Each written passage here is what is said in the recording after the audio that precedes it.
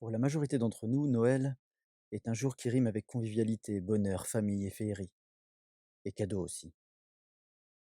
Et même si tout ça est synonyme d'émotions positives, nous n'identifions pas toujours ce qui les provoque.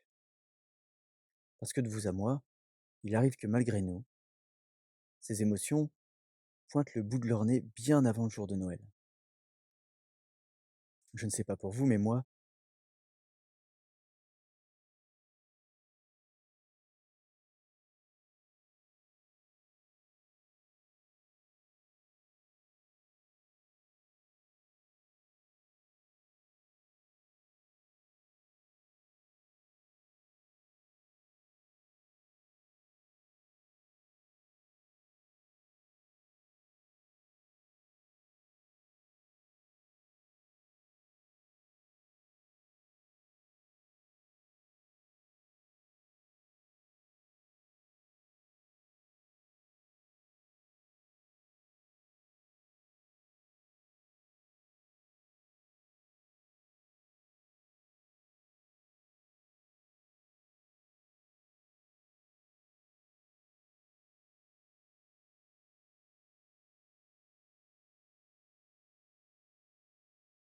n'a pas besoin d'être poussé à l'extrême.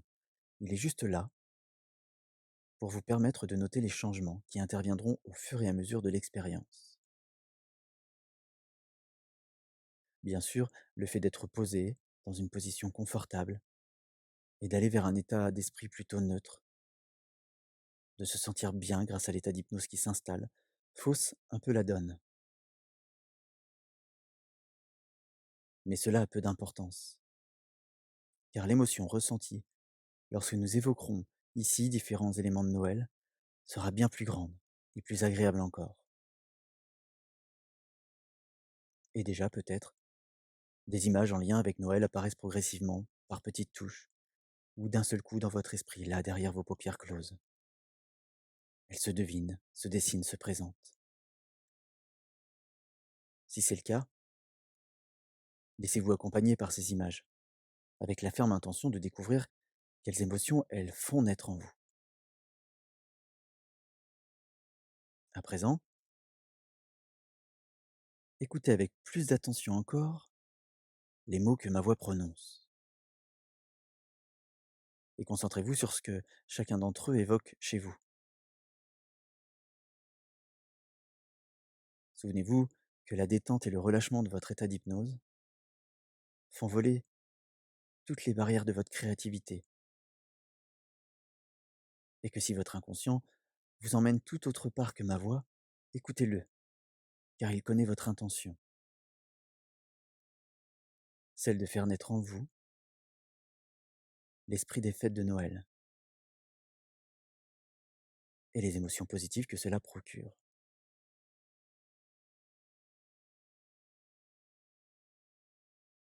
Maintenant, nous allons partir dans un petit voyage. Notez bien les éléments qui font vibrer vos émotions là à l'intérieur de vous. Imaginez, vous êtes dehors, vous vous promenez dans une rue. C'est le mois de décembre, et il fait froid. L'air frais vous fouette le visage bien que le vent ne soit qu'un murmure. Par-dessus les toits s'envolent les fumées des cheminées, les oiseaux hivernaux, et les chats sautent à la poursuite de proie. Les rues sont éclairées à l'aide de multiples guirlandes installées dans les arbres, sur les lampadaires, ou encore sur les fenêtres des habitants. De ci de là, quelques bougies accompagnent de leurs flammes dansantes la musique des chants de Noël que fredonnent des haut-parleurs. Et vous prenez le temps de les écouter.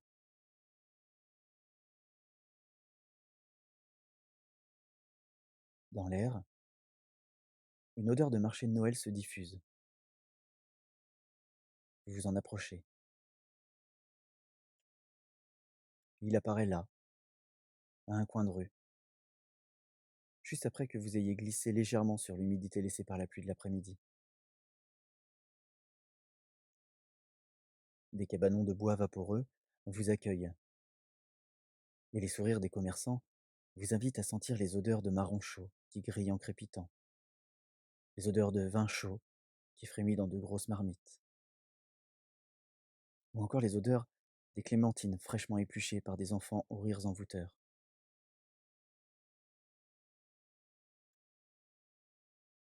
Vous choisissez de déguster un ou deux des mets de Noël vendus sur ce marché. Peut-être prenez-vous soin de choisir une pâtisserie, bretzel, beignets, gaufres ou churros.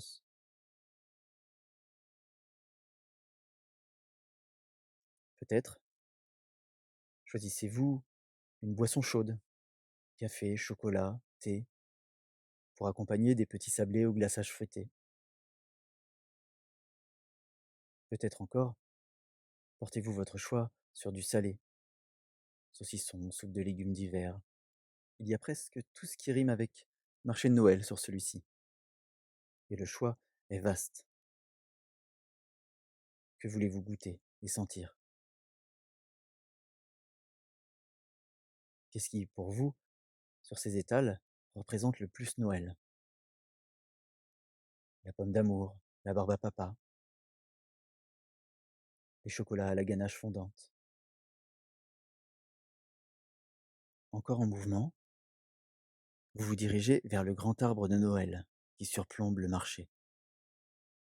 Il est bien plus grand que le vôtre, et bien plus éclairé encore.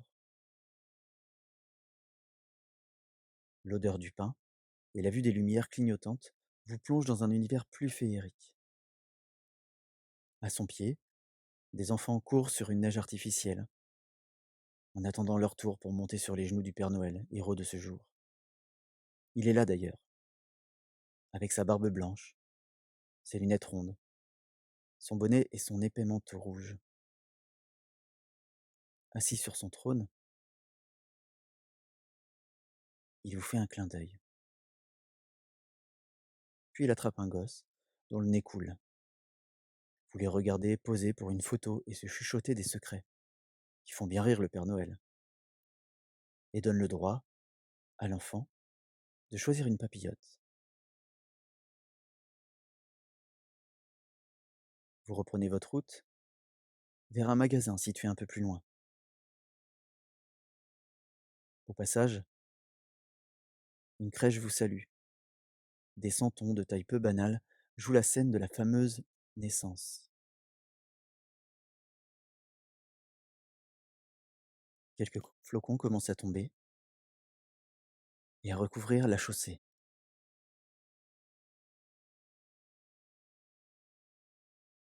Vous entrez dans la boutique, c'est l'effervescence. Les gens courent en tous sens, la caisse enregistreuse sonne sans cesse, des décorations sonores entonnent leurs mélodies stridentes. Il y a des cris, des pleurs, des rires. Mais tout cela dégage tout de même de la joie, de l'excitation. Vous tournez quelque temps au milieu des étagères et des gens.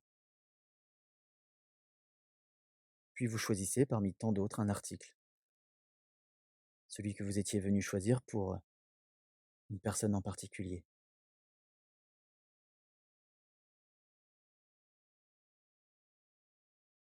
Puis une fois sorti du magasin, vous reprenez votre route, vous cheminez encore entre les gens pressés, ceux qui prennent leur temps et ceux qui ne se rendent même pas compte que Noël arrive.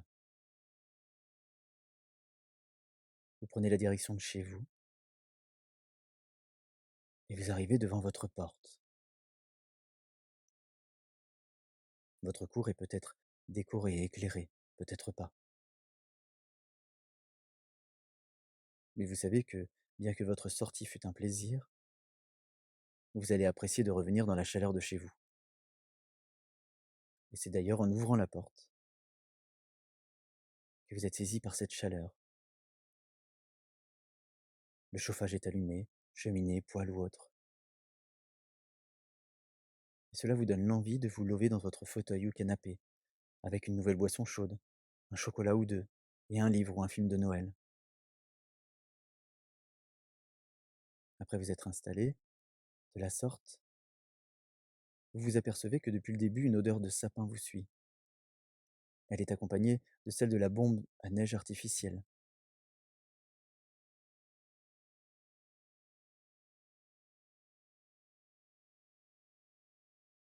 Vous avez un peu de temps avant l'arrivée de quelques amis et familles, alors vous profitez. Peut-être qu'à côté de vous, vos enfants sont en train de jouer. Peut-être que votre compagnon ou votre compagne profite du même plaisir solitaire ou fait tout autre chose.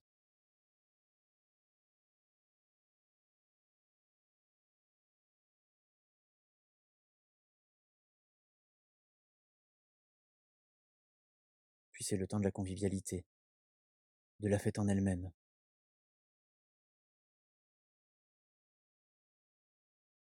C'est le moment où on reçoit,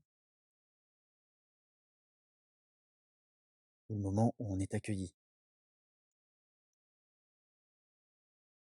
La famille se réunit, les plats frémissent dans le four brûlant et les bouchons de champagne explosent.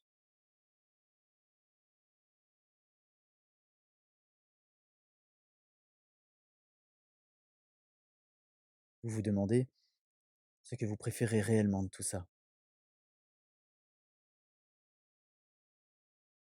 Est-ce marcher dans le froid? Est-ce les odeurs? Ou une en particulier? Est-ce un goût?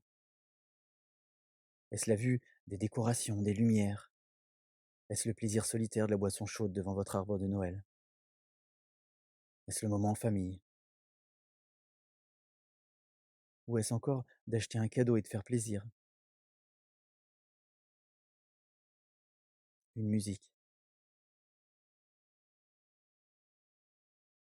Mais ça peut être bien d'autres choses encore, comme le moment où l'on décore, où on installe l'arbre de Noël. Ça peut être le souvenir d'un gâteau particulier de sa grand-mère. Ça peut être le souvenir d'un trajet ou d'un lieu.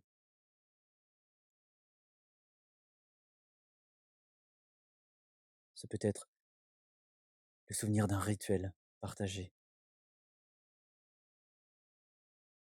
ou encore quelque chose d'autre. Peut-être une vision apparue dans ce voyage, un contact particulier.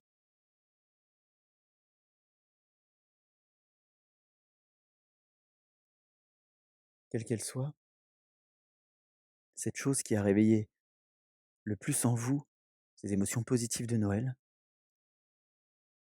retenez-la, parce que c'est grâce à cette chose que vous allez pouvoir retrouver cette émotion lorsque vous le désirez, en l'imaginant ou en le vivant réellement dans votre vie. Et cette encre-là, elle est à utiliser sans modération, juste comme ça, pour le plaisir.